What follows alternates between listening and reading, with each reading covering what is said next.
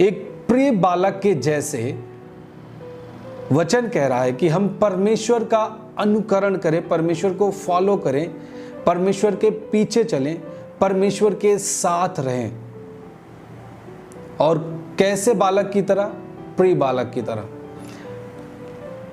ऐसे कोई गलत काम करने वाले बालकों के जैसे नहीं।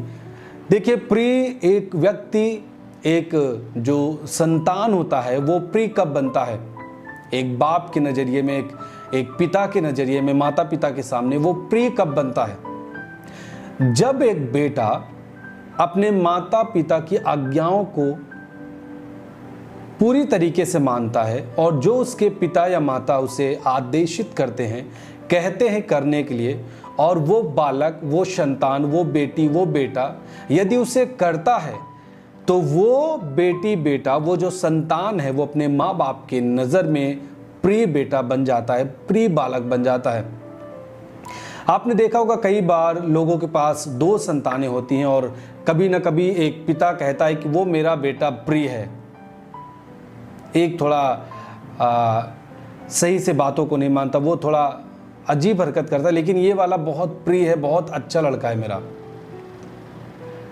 तो इसका मतलब जब बाइबल कह रहा है कि हम परमेश्वर का हमें अनुकरण करना है, परमेश्वर के साथ रहना है, परमेश्वर के पीछे चलना है, परंतु कैसी संतान बनके?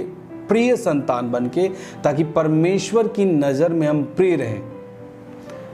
इसका मतलब जब भी परमेश्वर कुछ भी बातें हमें कह रहा है करने के लिए और हम करते हैं, तब हम परमेश्वर के प्रिय संतान बन जाते हैं। हालेलुया। देखिए, हम सब जानते हैं ये संसार पाप से भरा हुआ है ना, बेविचार से भरा है, बहुत सारी अशुद्ध चीजें इस संसार में हैं। और इसी संसार में हम लोग भी जी रहे हैं जो मसीह यीशु पर विश्वास करते हैं, जिन्होंने यीशु को अपना जीवन दिया है। हम भी इसी संसार में जी रहे हैं, लेकिन हम कैसे प्रिय बन सकते हैं?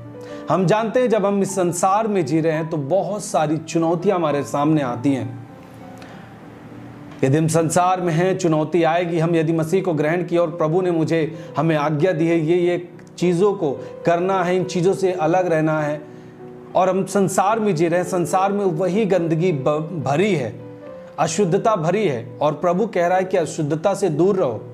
तो ये थोड़ा चैलेंज भरा होता है जब हम अपने रिलेटिव्स के यहाँ हैं, रिश्तेदारों के यहाँ हैं, हम कोई निमंत्रण में गए हैं, वहाँ पर भी हर जगह आपको अशुद्धता देखने को मिलती है। इस समय आप कॉलेज में हैं, उस कॉलेज में भी जो साथ के लोग होते हैं वो सारे लोग अच्छे नहीं होते, परंतु बहुत सारे लोग होते हैं जो अशुद्धता में लिप्त रहते हैं, अशुद्धता की बातें करते हैं।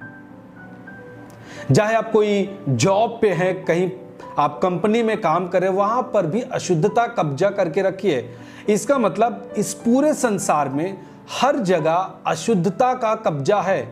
यह संसार अशुद्ध है। अब इसी संसार में जहां पर हम रह रहे हैं, प्रभु कह रहा है कि हमें प्रिय, वचन कह रहा है प्रिय बालकों के समान परमेश्वर का अनुकरण करना है। यह चैलेंज हो सकता है, परंतु जब आप इस चैलेंज को स्वीकार करते हैं तो यह चीज आपके लिए असंभव भी नहीं होती। कठिन तो लगता है कि कैसे मैं जीऊं। प्रभु कहता है, वचन कहता है कि प्रिय बालकों के समान परमेश्वर का अनुकरण करो, पवित्रताई में चलो, बेविचार से बचे रहो, अशुद्धता से बचे रहो। लेकिन कभी कभी लगता है कि जब हम जॉब में हैं, कहीं पर भी हैं, शुरुआती दिनों में फील होता है जब हम प्रभु को ग्रहण करते हैं, कैसे मैं जीऊंगा, हर जगह तो अशुद्धता है। अगर मैं किसी के निमंत्रण में जाता हूं, शादी विवाह के कार्यक्रम में जाता हूं, वहां पर लोग कहते हैं कि चल मेरे साथ डांस कर, नहीं तो मैं तुम्हारे यहां किसी भी कार्यक्रम में शामिल नहीं होऊंगा। तो ये हमारे लिए उस समय जब हम प्रभु को ग्रहण किए रहते हैं, नए नए रहते हैं, हमारे लिए ये चुनौती भरे ये परिस्थितियां होती हैं। परंतु मैं आपको बताना चाहता हूं, जब आप इस चुनौती का सामना करते हैं और आपका निर्णय, आपका पक्ष परमेश्वर के लिए होता है, आप प्रिय बालकों के समान उस समय काम को करते हैं, प्रिय बालकों का मतलब परमेश्वर की आज्ञा को मानते हुए जब आप इस संसार में चलते हैं, आप प्रिय बालक बनते हैं, और जब आप उस चुनौती का सामना करते हैं तो उसका प्रतिफल आपके जीवन में दिखता है। हालेलुया। आप कॉलेज में हैं, कॉलेज में बहुत सारे लोग, हम भी कॉलेज में पढ़े हैं, स्कूल में पढ़े हैं, हम भी जानते हैं इस समय कॉलेजेस में किस तरीके का माहौल रहता है। बहुत सारे लोग अशुद्धता की बातें बोलते रहते हैं, गंदे मजाक करते हैं, बहुत सारी चीज़ों को बोलते हैं।